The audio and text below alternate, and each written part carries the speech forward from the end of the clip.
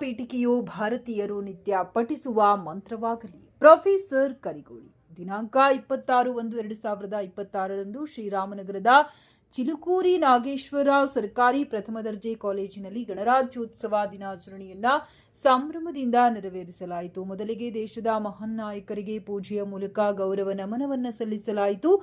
ಕಾಲೇಜಿನ ಪ್ರಾಚಾರ್ಯರಾದ ಪ್ರೊಫೆಸರ್ ಕರಿಗೋಳಿಯವರು ಧ್ವಜಾರೋಹಣ ಮಾಡಿ ಮಾತನಾಡಿದರು.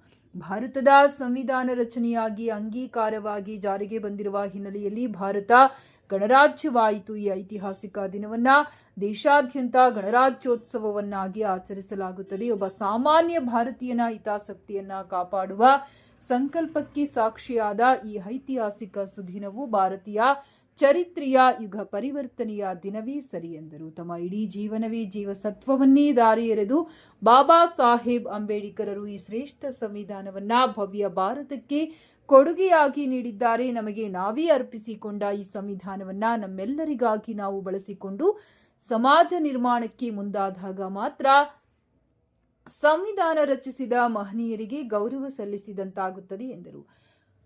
ಶೋಷಕರಿಂದ ಶೋಷಿತರಿಗೆ, ಪ್ರಬಲರಿಂದ ದುರ್ಬಲರಿಗೆ, ರಾಜರಿಂದ ನಾಗರಿಕರಿಗೆ ಸ್ವಾತಂತ್ರ್ಯವನ್ನ, ಅಧಿಕಾರವನ್ನ, ಸಾರ್ವಭೌಮತೆಯನ್ನ ಹಸ್ತಾಂತರಿಸುವ ಮಹಾನ್ ಗ್ರಂಥವೇ ಭಾರತದ ಸಂವಿಧಾನ ಎಂದು ಸಂವಿಧಾನದ ಮೂಲ ಆಶಯಗಳನ್ನ ತಿಳಿಸಿದರು. ಕಾರ್ಯಕ್ರಮದಲ್ಲಿ ಸಹಾಯಕ ಪ್ರಾಧ್ಯಾಪಕರಾದ ವೀರೇಶ್, ಶಂಕರಪ್ಪ ಎಂ, ರವಿಕುಮಾರ್, ಉಪನ್ಯಾಸಕರಾದ ಅಯ್ಯಪ್ಪ, ಸಾಯಿ ಕುಮಾರ್, ಪ್ರವೀಣ್ ಕುಮಾರ್, ಪೆನಜಾ, ಮಲ್ಲಯ್ಯ, ಕಚೇರಿ ಹಾಗೂ ಆಡಳಿತ ಸಿಬ್ಬಂದಿ ಜಬೀನಾ ಬೇಗಂ, ಶಾಂತಿ ಪ್ರಸಾದ್, ಶರಣಬಸವ ಹಾಜರಿದ್ದರು.